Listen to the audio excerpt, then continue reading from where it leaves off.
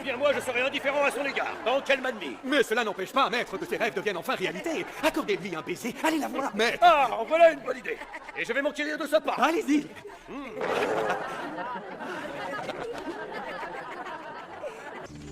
Offrez-nous de ces beaux fruits de votre jardin, noble maître. Allez, serviteur, construisez-moi une passerelle.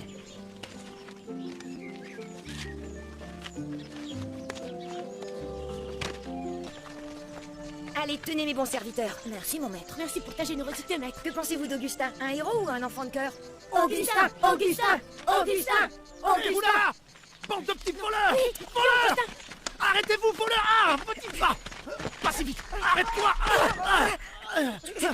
Reviens ici! Arrête-toi, sale petit chacal! Je vais aller voir ton père Patricius pour ce que tu m'as fait! Ah oui, vous allez voir mon père? Oui, je le connais! Et je connais aussi ta mère, Monica! C'est une dame bien vertueuse! Comment diable peut-elle avoir un voleur comme toi pour enfant? Je vais lui dire ce que tu as fait! Oh non, je vous en supplie pas, ma mère. Je vous promets de plus le refaire. J'implore votre... Alors comme ça, tu veux dire que toi, Ilius, le coureur de jupons, tu as consacré tout ton fichu temps à Mador à travailler comme un forcené. En fait, pas vraiment. Mador foisonne de taverne et je ne peux m'en passer, tu le sais bien. Mais j'aime aussi le théâtre. Je suis même un passionné. Le théâtre? Oui. Comment ça, le théâtre? Oh, c'est très simple. Les pièces qu'on joue au théâtre sont absolument formidables. C'est à pleurer de rire, tu peux me croire. Demande donc à Augustin. Augustin? Quel Augustin? Eh ben, ton fils, qui d'autre? Et qu'est-ce que mon fils Augustin, qui est parti étudier à Mador, a à voir avec le théâtre? Vas-y, dis-moi, hein? C'est à moi que tu demandes? Demande-lui. Je l'ai vu tout récemment au théâtre où se jouait une de ses farces. Le fier soldat. Il avait l'air transporté de joie. À mon avis, il doit tenir son attrait des plaisirs de la vie de son père. Quel honneur pour nous tous et pour Tagaste, ô grand C'est génie. Augustin, le fils de Patricius. Oui, quelle splendeur, tout cet apparat, on croirait voir un roi. Bienvenue à vous, vénérable maître. Soyez le bienvenu, génie de Tagaste. Longue vie à notre maître. Jeune maître, il est temps de se réveiller. On y est, on arrive à Tagaste. Monica! Je vais encore manger seul, on dirait. Les enfants ont déjà mangé. Et toi? J'attends Augustin pour dîner avec lui. Alors tu n'as pas l'intention de jeûner aujourd'hui? Voilà, Augustin. Augustin.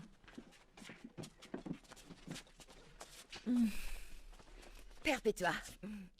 Navecios. Tu peux me dire pourquoi tu arrives si tard, Augustin? C'est à cause de la roue de la vieille charrette qui s'est détachée et on a perdu beaucoup de temps à la réparer, sans parler de ce sacré mulet qui ne voulait pas avancer. Et que dire alors de l'autre tête de mule qui a laissé ses études de côté pour aller traîner dans les théâtres? Qu'est-ce que tu veux dire par là, père? Parce que tu imagines que je ne sais pas à quoi tu passes ton temps à Mador.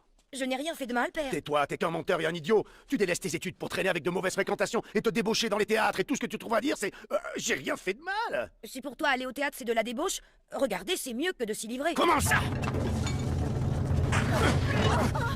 Calme-toi. Pauvre folle. Ne sois pas en colère contre ton père. Car tout ce qu'il fait, c'est juste pour que tu deviennes un jour le plus grand orateur de toute la Numidie. Alors pourquoi il me défend de faire ce qu'il fait lui-même et plus encore, bien plus? Même si c'est vrai, tu dois lui obéir, il est ton père. Mon père, oui, mon père. Je n'arrive plus à te comprendre, mère. Comment peux-tu le défendre et parler exactement comme lui alors que c'est toi qui le fais le plus souffrir? Combien de fois je t'ai entendu pleurer quand il rentrait à l'aube en titubant, sachant avec qui il avait passé la nuit et ce qu'il faisait. Et maintenant tu prends la parole pour te mettre de son côté alors que d'habitude tu ne dis jamais rien. Je ne comprends plus. C'est normal de ne pas comprendre. Car si tu connaissais notre Seigneur Dieu et les commandements de son évangile, tu saurais alors que l'évangile m'a appris qu'en tant qu'épouse, je dois obéir à mon mari et lui pardonner, et aussi prier pour lui.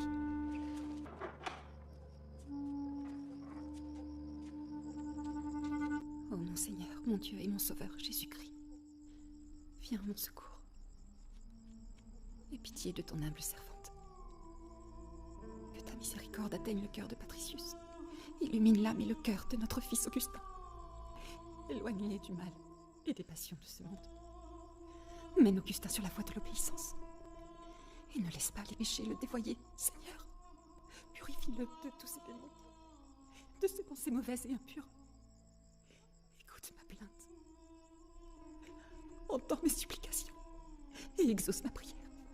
Toi qui es le roi. Toi qui es le glorieux et l'éternel.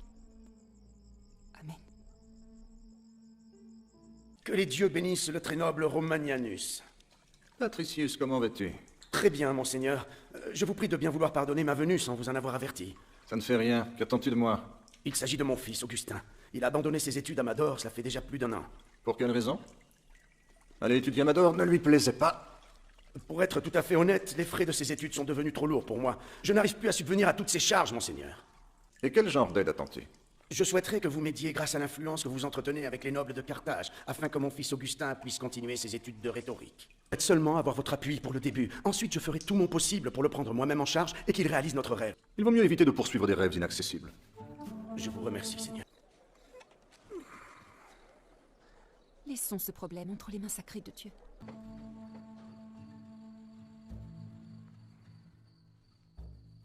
Rejetez-vous Satan, ses mauvaises actions, son adoration et tous ses mensonges. Oui, je le rejette. Acceptez-vous le Christ.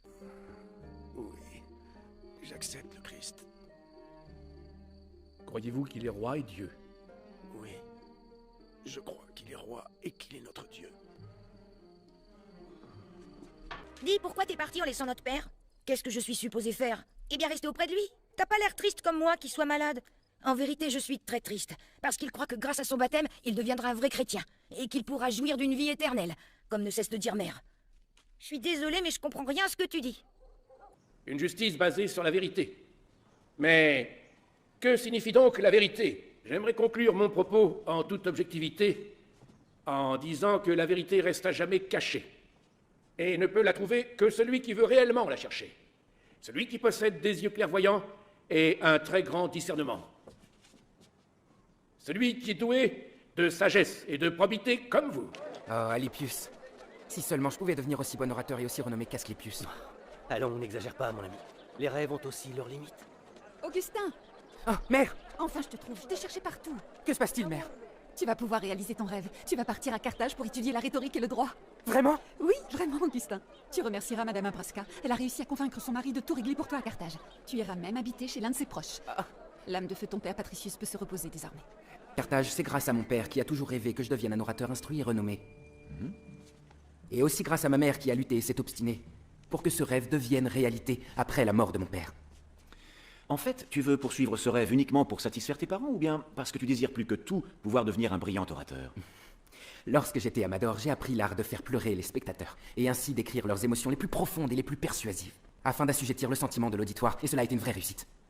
C'est là-bas que j'ai senti que les traits qui me caractérisent commençaient à se préciser et que l'étude de la rhétorique, de l'argumentation et de la démonstration est la voie unique qui fera de moi un futur grand orateur. Et puis, en conclusion, la définition qu'on peut donner de la rhétorique, c'est une technique pour s'adresser à n'importe quel interlocuteur, dans le simple but de l'influencer. Et partant de cette définition, y a-t-il quelqu'un parmi vous qui pourrait expliquer les parties et les éléments de la rhétorique? Ou quel est votre nom? Augustin, maître. Et d'où êtes-vous originaire, Augustin? De Numidie, maître. De la ville de Tagaste. Tagaste. Je m'y suis déjà rendu il y a un certain temps de cela pour une affaire que j'avais à plaider. Je ne m'y suis pas plu. Pour être tout à fait franc, les compensations de cette affaire étaient très intéressantes. Je veux dire pécuniairement, ce qui m'a consolé. Oui, à vous, votre nom? Prios, maître. Je viens naturellement de Carthage. Alors citez-nous donc les éléments qui concernent la rhétorique. C'est tout, l'orateur emploie la rhétorique et la rhétorique sert l'orateur. On peut dénombrer 5 éléments. Tout d'abord l'art, ensuite le discours, et aussi l'orateur, puis l'interlocuteur, et enfin l'influence. C'est tout à fait exact. Cependant, cela ne vous dispense pas de vous excuser d'avoir pris la parole sans demander la permission. Veuillez m'excuser pour cela, maître. J'accepte avec plaisir vos excuses. Car vous avez fait la démonstration de la confiance en soi. Vous avez manifesté de l'assurance et vous n'avez pas été troublé lorsque je vous ai traité avec un certain dédain. Bravo à vous. C'est excellent, Augustin. Vous devez tous ici vous imprégner de la qualité d'intervention dont Augustin vient de faire acte. En tout premier lieu, avoir le courage de se confronter. La vérité. Où se trouve la vérité? Existe-t-elle réellement? Tout le monde la cherche. La vérité reste cachée, et seul celui qui la cherche la trouve. Seul celui qui possède la clairvoyance et un grand discernement la trouve.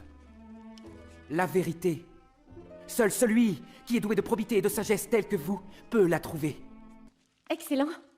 Est-ce que notre brillant orateur désire quelque chose? Oui. Je souhaiterais posséder un champ et une ferme dans l'une de ces belles campagnes africaines. Avec des fontaines d'eau fraîche comme celles que l'on trouve chez les riches à Carthage. De jolies fontaines décorées avec du marbre de la belle région de Kerkouan. Et aussi des statues à l'effigie des grands empereurs. Et encore d'autres statues représentant de jolies femmes. Et une bibliothèque. Oui, une bibliothèque dotée des plus beaux manuscrits. Pour y passer mes vieux jours dans la paix. Et n'y a-t-il aucune place pour l'amour dans vos rêves? Comment? Oh, veuillez me pardonner. Je me suis un peu égarée, maître. Je vais préparer votre repas. Je vous ai déjà demandé d'apprendre le plaidoyer de l'orateur grec Périclès, le plus grand orateur d'Athènes. Qui parmi vous l'a étudié? Eh bien, écoutons Augustin, notre futur maître orateur. Honorable assistance, je vous invite à faire de votre nation le centre de vos pensées. Et si vous y parvenez, rappelez-vous tout d'abord que c'est grâce au courage de ces héros qui ont donné leur vie pour le peuple tout entier. Nous leur devons toute notre reconnaissance pour cela, à jamais. Et chacun d'entre eux a eu droit à son tombeau. Je ne fais pas ici allusion à un tombeau qui contient leurs ossements retournés en poussière, mais je pense ici à celui qui comprend leur mémoire et leur notoriété. Un tombeau, c'est ce qu'on mentionne à chaque fois que l'on parle d'honneur. La terre entière est semée de tombeaux de tous ces grands hommes. Ô Seigneur, mon Dieu, mon Sauveur, et mon roi Jésus-Christ, veille sur mon fils Augustin dans son exil. Éloigne-le de Satan et de ses serviteurs. Ne l'abandonne pas. Sois avec lui. Purifie ses pensées. Et quitte-le vers toi. Un peu, toi. Quoi? Quoi?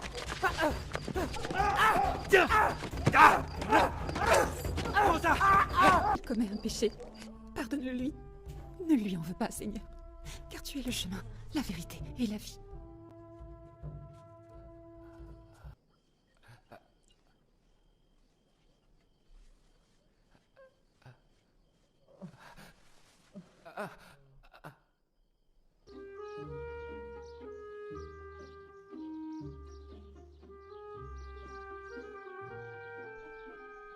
Personne ne croit que la volonté seule permet de réaliser de bonnes œuvres, à moins d'avoir la grâce de Dieu. J'ai lu chez Platon et Cicéron des paroles très sages et très belles. Cependant, jamais je n'ai lu chez eux quelque chose d'aussi beau que « Venez à moi, vous tous qui êtes fatigués et chargés, et je vous donnerai du repos. » Combien de fois ai-je prié avec dérision?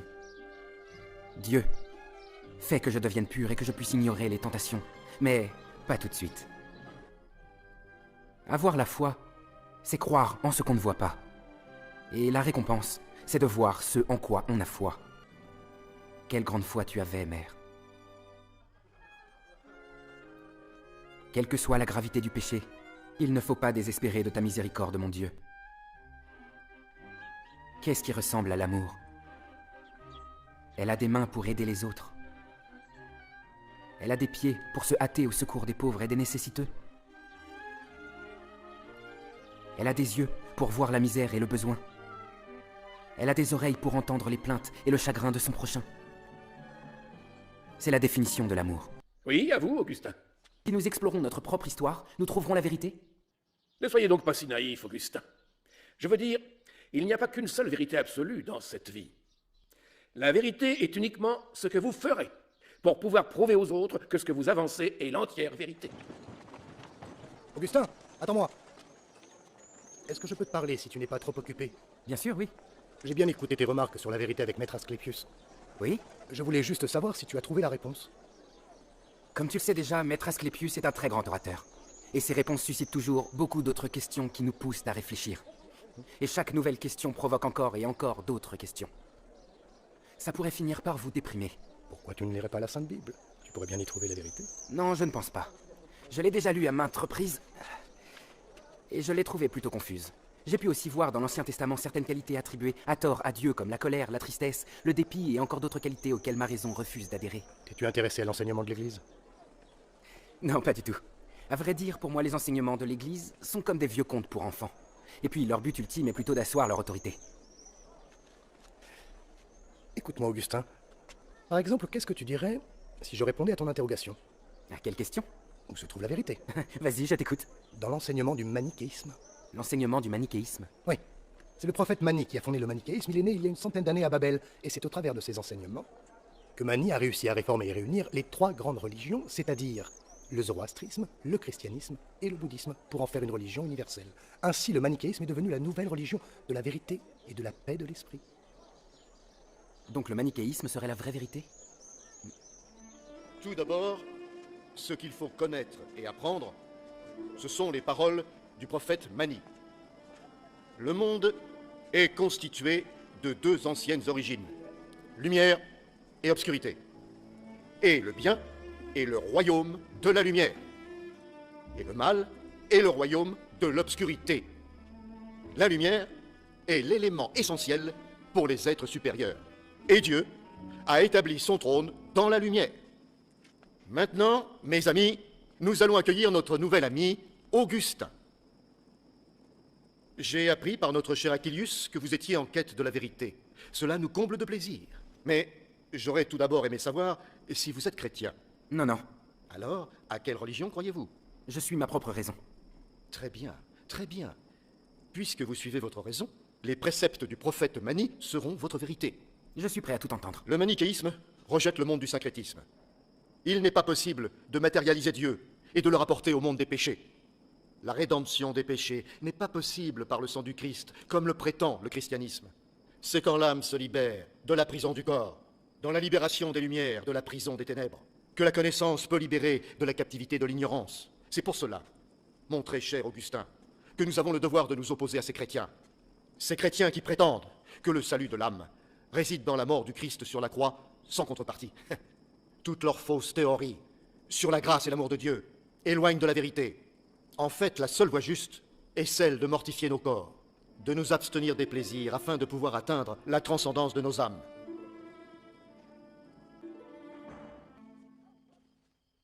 Tanit? J'étais en train de penser à toi. Tu pensais à moi?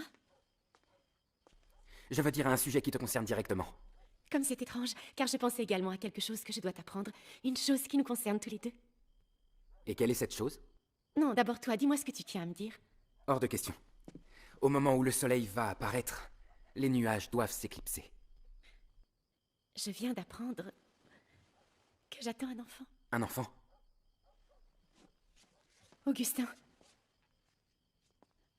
À l'évidence, cela ne te réjouit pas. Peu importe, que Dieu veille sur toi. Tanit!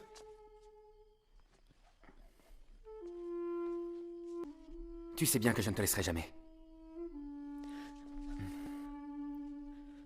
Que vais-je faire maintenant? La vérité veut que j'abandonne les plaisirs de mon corps, alors que je suis attaché à elle, et bien incapable de le faire. Et la voilà qui attend un enfant de moi. Est-ce la main du destin qui arrête mon adhésion au manichéisme? Mais je l'aime. Je dois me rendre à Tagaste. À Tagaste? Oui, Tagaste. Mon chez-moi. Et combien de temps comptes-tu rester là-bas? Ce ne sont pas des vacances. Je veux rentrer pour y vivre. Comment ça? Tu as tellement travaillé pour obtenir tout ce que tu as, ton rang à l'université, ta belle demeure luxueuse, et tes affaires, et voilà maintenant que tu décides d'aller vivre à Tagaste. Là, j'avoue, je te comprends plus. Oui, moi non plus je ne me comprends pas, vois-tu. Mais en fait, je n'éprouve plus autant de plaisir dans tout ce que je fais. Rentrer à Tagaste et y enseigner la rhétorique me permettra peut-être de me satisfaire. Et le sentiment de faire quelque chose d'utile pour ma ville, et transmettre ce savoir à ceux qui ne peuvent pas voyager, est, je crois, ce dont je ressens le plus le besoin. Surtout que j'étais moi-même dans ce cas de figure à mes débuts. Ma famille a eu du mal à payer mes études. Tu sais, tu es une véritable énigme pour moi, Augustin.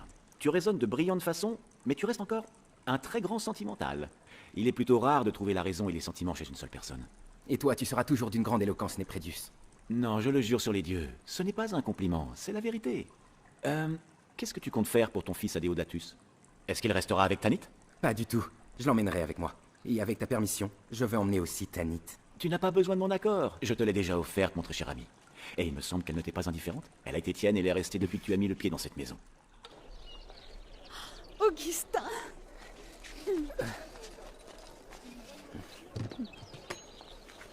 Si tu savais comme tu m'as manqué, mère. Comme tu as changé, mon fils, tu es un grand homme maintenant. Voici Tanit, ma femme. Tanit, sois la bienvenue à Tagaste. Je vous remercie, Madame Monica. Lui, c'est notre fils, Adéodatus, un don de Dieu. Un don de Dieu? Un don de Dieu.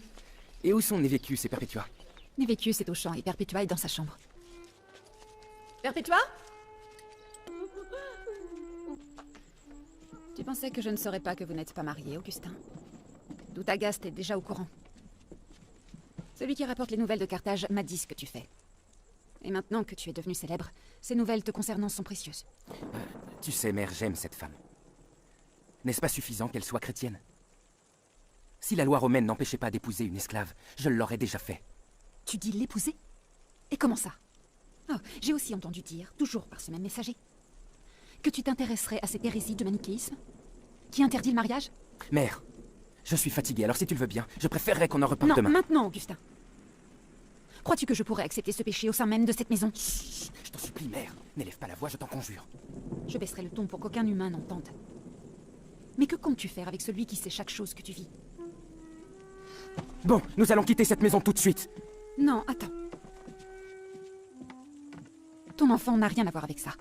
Il ne mérite pas de sortir par un froid pareil. Allez, reste. Nous trouverons bien une solution grâce à Dieu.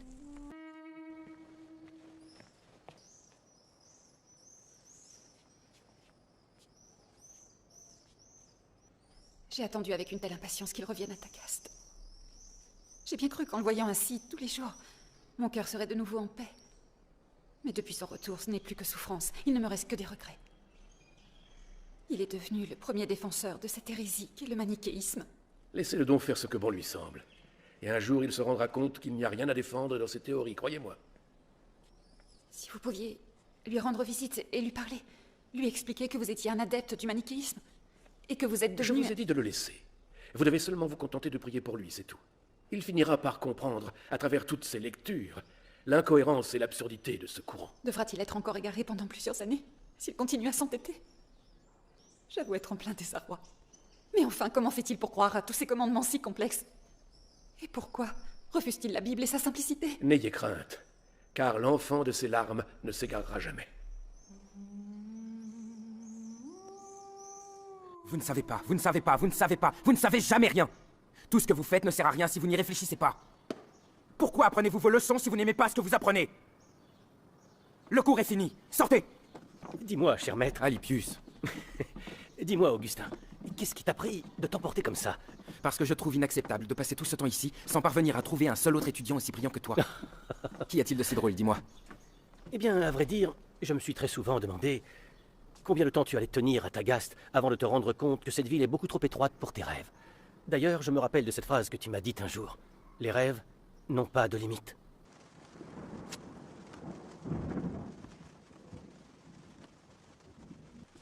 Augustin? Où est-ce que tu vas avec toutes ces affaires? Réponds-moi, Augustin. À Carthage. Carthage? Pourquoi veux-tu y retourner alors que tu es revenu ici, et de ton plein gré? Oui, je sais bien, mère. Mais ma lassitude est trop grande pour vivre à Tagaste. Et je crois que mes rêves s'effondreront si je reste. Ici, mes étudiants ne me laissent aucun espoir d'en obtenir la moindre gloire. Et ton fils? Et sa maman? Qui s'occupera d'eux quand tu seras loin? Ils ne méritent pas ça. Ils vont vivre comment sans toi? Je leur ai laissé assez d'argent pour qu'ils tiennent un bon moment. Il faut que tu me croies, mère. Dès que j'aurai une bonne situation à Carthage, je reviendrai les chercher. Aie confiance en moi. Ah, Seigneur, j'ai tellement tardé à t'aimer, à voir ta beauté suprême et éternelle. Tu as toujours été à mes côtés, mais en raison de ma rébellion, je n'ai pas pu être avec toi. Pendant toutes ces dernières années, j'ai cédé à différents désirs. Je séduisais les gens, et des gens me séduisaient. Je les trompais, et parfois ils me trompaient. Tantôt publiquement par la science, et tantôt secrètement, sous de faux slogans religieux. Comme il est absurde de tout savoir, et de ne pas te connaître, toi, Dieu et Seigneur. Je ne gagnais de tout cela qu'une pitoyable popularité, embellie par les applaudissements de la foule. Et cela me tournait la tête. J'avais oublié que la fierté avait transformé les anges en démons, et que l'humilité a transformé des humains en anges. Les idées ont continué leur lutte dans ma tête sans relâche, jour après jour. Conviction? Et quelle conviction? Après tout ce temps, tu arrives encore à te poser des questions? Je me pose toutes les questions que je veux, car rien n'est acquis. Et le manichéisme, comme tout autre courant, peut aussi être soumis à des études et aux critiques. Allons du calme, Augustin. Les élèves sont en train de nous regarder, et le manichéisme a été interdit. Peu importe. De toute façon, tes doutes seront vite élucidés par le prêtre Festus quand il rentrera de Rome très bientôt. Et c'est pour quand, ce très bientôt? Je crois qu'on en reparlera plus tard. Je dois te laisser. On se voit ce soir. Vas-y, à plus tard. Oh, ma très chère mère. Adéodatus. Tanit, comment vas-tu?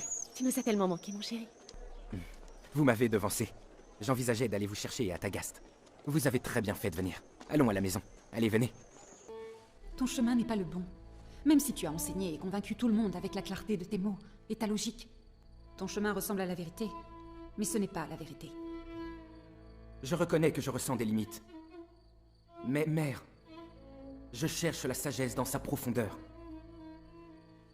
La sagesse et ses sources. La sagesse et son sens le plus profond. C'est tout ce que je désire. Est-ce de la sagesse d'enseigner des concepts vaniteux à tes étudiants et de prétendre, toi et tes semblables manichéistes, que le péché et la méchanceté proviennent de Satan? Et que les êtres humains n'ont rien à voir avec cela? S'ils cèdent, c'est la faute de la méchanceté et non des méchants? Je suis surprise de voir le grand penseur Augustin adhérer à ce genre de théorie prétentieuse. Quelle ironie du sort, tu ne crois pas? Tu es ici, à la place même où se rassemblaient les chrétiens quand ils étaient persécutés. Le même endroit qui nous rassemble ici aujourd'hui, échappant à notre tour à la persécution des chrétiens. Dans tout ce que tu viens de me dire, il n'y a pas un seul mot qui répond à ma question. Écoute, Augustin, un seul conseil. Ne laisse pas le savoir tuer ta foi, car la vérité est immuable. C'est nous, et nous seuls qui changeons. Voilà la vérité. La vérité, oui, la vérité! Je suis éreinté d'entendre ce mot vide de sens. La vérité, sans une preuve, sans la moindre réponse. Vous prétendez corriger dans les livres sacrés tous les textes qui vous contrarient et qui vous dérangent. Quant à votre logique, elle consiste à tourner en dérision toutes les accusations contre vous. Et même Dieu. Vous considérez Dieu comme imparfait. Il serait même infecté d'une chose malsaine. Tandis que vos propres élites dissimulent un nombre incalculable de défauts derrière une prétendue vertu. Alors oui, je trouve légitime de réfléchir. Je demande. Et c'est toujours la même réponse. La vérité, elle ne change jamais. Seulement moi, j'ai changé. J'ai dit tout ce que j'avais à dire. Fais ce que bon te semble. Excusez-moi de déranger, maître Augustin. J'ai une missive de la part du consul de Rome. Pourquoi ne lis-tu pas cette lettre, Augustin? Crois-tu vraiment que ce soit le bon moment pour lire un courrier? C'est le consul de Rome, et son nom c'est bien Symmachus? Ah oui, c'est ça. Je pensais bien qu'il nous avait oubliés depuis son départ de Carthage. Qu'est-ce qu'il y a entre vous pour qu'il t'envoie un courrier, dis-moi? Cela doit être quelque chose de très important. Ah, très bien, je vais vous la lire, comme ça vous me laisserez tranquille. Eh bien, Augustin, tu vas enfin nous dire ce qu'il y a d'écrit? Symmachus. Symmachus me demande d'enseigner la rhétorique à l'université de Rome. Si je comprends bien, tu vas être obligé de quitter Carthage? Je vais y réfléchir, mais pas avant d'avoir terminé ce très important entretien. Où pars-tu aussitôt, Augustin? Eh bien, je dois me rendre au port de Carthage. Un de mes amis doit embarquer pour la ville de Rome. Et il te faut prendre toutes tes affaires pour simplement aller le saluer? Eh bien, je comptais les lui donner pour qu'il puisse s'en servir, le temps qu'il s'installe sur place. De plus, c'est un très cher ami qui m'a maintes fois aidé par le passé. Ah, Adéodatus. Mon cher enfant, comment vas-tu? Je vais très bien, mon père. Tu aimerais voir la mère, Adéodatus? Oh oui, je t'ai demandé tellement de fois de m'y emmener, ça oui, j'aimerais la voir. Ton père va pouvoir réaliser ton souhait. Il va tous nous emmener jusqu'au port. Maître Augustin! Maître Augustin! Quoi, parle? C'est le bateau, il est prêt à appareiller. Je le sais déjà, je le sais. Écoute-moi et ne dis plus rien, d'accord? Bien, maître. Pourquoi est-ce que tu me dis que le bateau va être retardé? Je fais quoi, moi, maintenant, hein? On m'a dit que le bateau de mon ami est retardé. Et où se trouve ton ami? Je suppose qu'il a dû aller se reposer quelque part en attendant que tout soit enfin prêt. Je pense que vous devriez rentrer à la maison. Pourquoi y retourner? Que dirais-tu d'aller m'attendre dans son église que nous voyons en haut de cette colline? C'est une bonne idée. Mais ne tarde pas trop, veux-tu? J'essaierai, mère, je vais essayer, promis. Augustin? Vous n'avez pas vu Augustin? Augustin? Ah oui, et il a embarqué tout à l'heure sur une de ces embarcations qui partent pour Rome. Tout va bien, faut pas s'inquiéter. Tanit, Augustin nous a abandonnés. Il s'est embarqué pour Rome. Oh, Seigneur, mon Dieu, mon Sauveur, Jésus-Christ. Pourquoi l'as-tu laissé s'en aller loin de nous? Pourquoi tu as permis cela, Seigneur? Tu m'as promis qu'il sera à toi. Jusqu'à quand va-t-il continuer à te fuir? Jusqu'à quand, mon Dieu? Si tu savais comme je suis heureux de te voir à Rome, Alypius. Quoi, tu ne supportes plus la vie ici à ce point? Je ne supporte plus la désinvolture de mes étudiants. Ils ne payent même pas mes émoluments. Tu peux me croire, ici je n'ai pas réussi à avoir un seul ami. Mon seul véritable ami, c'est le consul Symmachus. Est-ce que je dois comprendre que tu ne suis plus les manichéistes comme avant? Les manichéistes? Non, pas du tout. Écoute-moi, cher Augustin, tu sais bien que tu es l'une des personnes qui comptent le plus pour moi. Et j'ai bien compris lors de nos dernières rencontres que tu ne voulais pas rester plus longtemps à Rome. Alors quand le tribunal de Milan m'a indiqué qu'il recherchait urgemment un professeur de rhétorique, j'ai naturellement pensé que tu feras un excellent candidat pour eux. Merci. Merci énormément, monsieur le consul. Ce qui est le plus important, Augustin, c'est que ta voix résonne dans l'enceinte du tribunal de Milan, et le plus tôt possible. On dirait que le destin nous réunit toujours, hein? Ça va, Augustin? Augustin. Alors, comment va ton nouveau travail? Dis-moi. Oh, la situation ici à Milan est très différente de celle de Rome. Ma position en tant que professeur de rhétorique au tribunal de Milan m'a permis d'entrer en relation privilégiée avec le palais impérial. Tu dis le palais Mais impérial? oui. Non, non, non, non, non, non. Je vais devoir me méfier de toi, Mais Augustin. non, allez, entrez. Ah. Maintenant que tu es un proche du cercle fermé au palais impérial, as-tu des nouvelles d'Ambroise? Qu'est-ce qu'il a, Ambroise? Est-ce vrai ce qu'on dit de lui à Carthage? Et que dit-on sur lui? On dit que le philosophe Ambroise n'est pas un simple évêque et un philosophe, mais aussi un penseur plutôt courageux, et qui ne craint pas tous ces nombreux complots qui se trament au palais impérial. On peut dire que rien ne semble l'arrêter. Moi aussi, j'ai entendu dire que les pires orateurs et les manichéistes aiment et prennent plaisir à se confronter à lui. C'est quand même étrange que tu ne l'aies pas encore rencontré. Pourquoi le rencontrer? Parce que tu penses que cela me sera utile si je décide de le voir ou si je m'oblige à écouter sa philosophie? Dis-moi juste comment un évêque chrétien peut devenir philosophe. Voici l'ordre de l'empereur Valentinien. Tenez. Est-ce que je dois assister au serment de l'évêque Ambroise? Je n'en vois pas l'intérêt, j'y perdrai mon temps. Quelle en est la vraie raison, en fait? Le palais commence à craindre l'influence d'Ambroise, mais aussi la sympathie qu'éprouve le peuple de Milan pour lui. Nous aimerions savoir à quoi pense Ambroise et ce qu'il prépare. Et vous êtes celui qu'il nous faut, celui qui peut le comprendre, et celui qui pourra l'arrêter. Au milieu de toutes ces contradictions, y a-t-il une solution contre l'erreur? Y a-t-il une rupture définitive avec le pouvoir de Satan? Y a-t-il une lumière éternelle qui jaillira pour devenir la caractéristique de la vie qui rejettera l'obscurantisme? Dans notre contemplation de la nouvelle ère, nous constatons que Dieu a pris forme humaine pour les malfaisants, les pécheurs et les déchus, et non pas pour les justes. Comme il le disait lui-même, je ne suis point venu appeler à la repentance les justes, mais les pécheurs. Nous pouvons donc comprendre que les justes, les parfaits, sont les plus éloignés de la face du Dieu clément. Ils ne peuvent pas connaître le goût de la bénédiction gratuite. Dieu va humilier les scribes, les pharisiens et les juges des peuples. Et nous voyons là la plus grande preuve du danger, de l'autosatisfaction qui a toujours été dénoncée par Dieu. Seul face à l'erreur, celui qui a la foi entend, parce qu'il écoute, tandis que celui qui n'a pas la foi n'écoute même pas, et même s'il écoutait, il n'entendrait pas. J'ai été honoré, monsieur l'évêque, d'avoir pu assister à votre excellent prêche. Tout l'honneur revient à Dieu qui nous a permis de transmettre son message.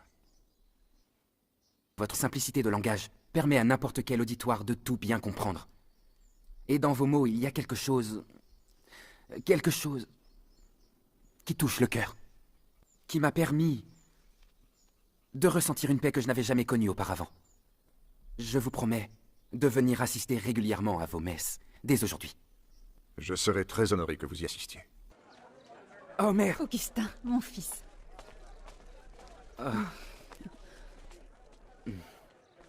Adéodatus.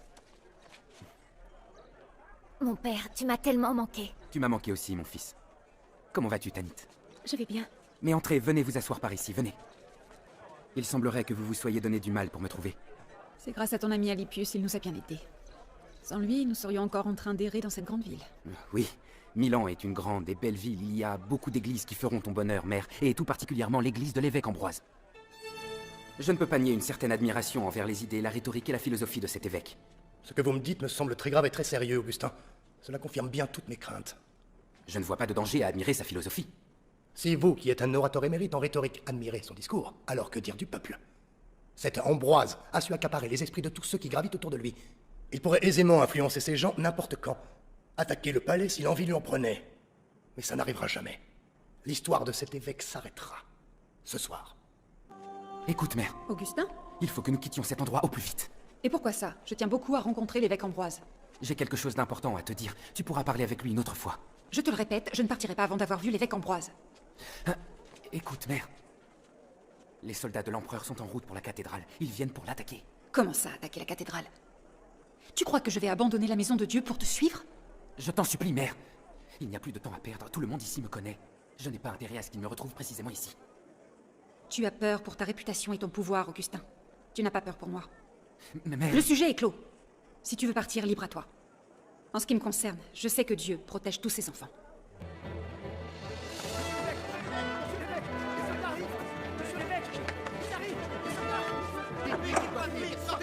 Que se passe-t-il et que signifie tout ceci? Les soldats de l'empereur ont encerclé la cathédrale et veulent l'attaquer. Mais jamais nous nous laisserons faire. Et nous les combattrons jusqu'à notre dernier souffle. Pour commencer, déposez les armes que vous avez en main. Vous devez garder uniquement les paroles de Dieu. Notre arme n'est pas l'arme du monde. Notre arme est spirituelle. Alors armez-vous de votre foi, et Dieu fera le reste.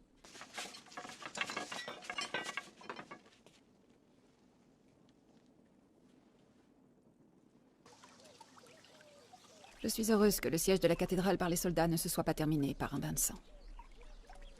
Mais je suis surprise et déçue par ton comportement. Tu avais l'air si étranger à tout ça. Parfois, je n'arrive plus à te comprendre, Augustin. Tu semblais être ami avec Ambroise, puis tu agis comme tu l'as fait ce soir-là. Le fait que je sois devenu ami avec l'évêque Ambroise ne veut pas dire que je sois devenu un chrétien. Si je le fréquente et écoute ses sermons, c'est sur ordre de l'empereur. Il faut que tu comprennes ma situation vis-à-vis du palais impérial. Je travaille pour eux, je n'ai pas le choix. J'aimerais te parler d'un tout autre sujet maintenant. Quoi donc encore, mère? Que veux-tu dire? Je veux dire, mon fils, que tu avances dans l'âge. Il est grand temps que tu choisisses une épouse. Une épouse? Oui. Une épouse qui convienne à ton statut actuel. Je n'ai pas trop la tête à ça en ce moment, mère. Écoute-moi, mon fils. Récemment, j'ai fait la connaissance d'une pieuse et jolie jeune femme à l'église. Elle s'appelle Tertia. Son père est quelqu'un d'important. Je suis sûre qu'elle serait un parti idéal pour toi dans ta situation. Ce n'est pas le bon moment, mère. On en reparlera. Écoute-moi, mon fils. Tu devrais d'abord la voir. Ensuite, tu prendras ta décision. Ne t'inquiète pas. Tu auras tout le temps qu'il te faudra pour y réfléchir. Elle doit attendre encore 2 années pour être en âge de se marier. Eh bien, je vais répondre à ta question, Augustin. C'est le père Simplicianus qui m'a baptisé. Et c'est lui qui a baptisé également le grand philosophe africain très célèbre, Victorinus. L'évêque Ambroise m'a souvent relaté l'excellence de votre honorabilité. Il m'a aussi beaucoup parlé de vous comme quelqu'un de très brillant en rhétorique. Augustin, je sais que le père Simplicianus s'intéresse lui aussi à la philosophie, tout comme toi.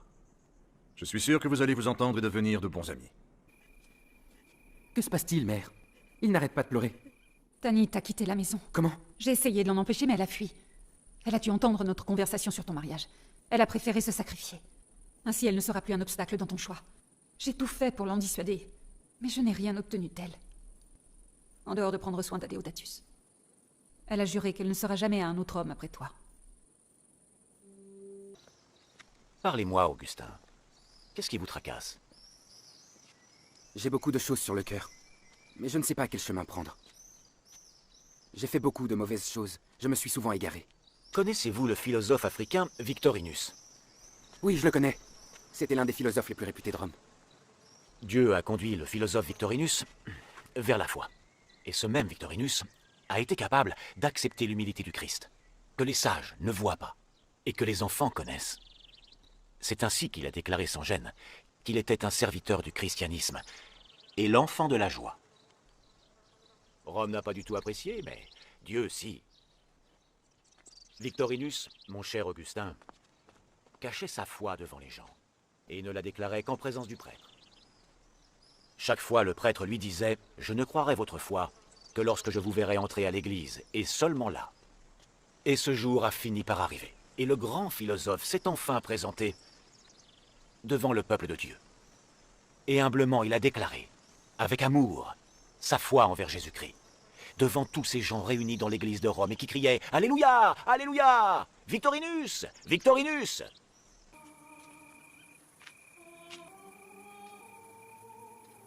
Prends-le et lis-le.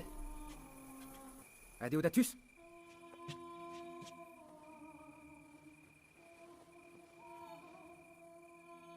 Prends-le et lis-le. Prends-le et lis-le. Ni en criant, ni en s'enivrant. Ni en couchant et en se prostituant. Ni en se disputant, ni en convoitant. Mais en vous parant des habits de Jésus-Christ. Ne préparez pas le corps pour la luxure, au désir de la chair.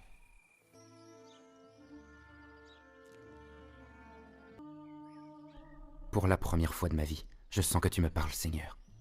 C'est la première fois que je me trouve confronté à moi-même. Ô Dieu, tu me mets face à moi-même, pour que je voie toute la laideur de mes péchés. C'est la première fois que je me vois, et j'ai peur. Mon Dieu, je sens que maintenant tu regardes vers moi. Comme s'il n'existait aucun être que toi dans les cieux et sur terre. Toi seul, Dieu sait, que j'ai besoin de toi comme jamais auparavant. Aujourd'hui, je t'ouvre la porte de mon cœur et de ma vie. Je t'accepte comme mon maître et mon sauveur. Je regrette le temps passé loin de toi. Je regrette tout ce temps où je ne t'ai pas remercié. Merci. Merci. Merci parce que tu es mort sur la croix pour moi. Et pour que tu reconnaisses le repentir de tous ces nombreux péchés que j'ai faits, Seigneur. Fais que je vive selon ta volonté et non selon la mienne. Fais que je suive tes pas. Que je marche derrière toi. Et si je marche derrière toi, alors je te suivrai.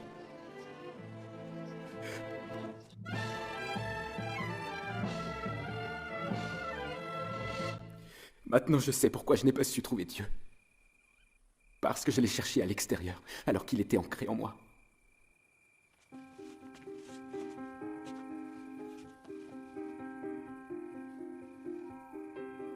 Ne crains rien pour lui, car le fils de ses larmes ne s'égarera jamais.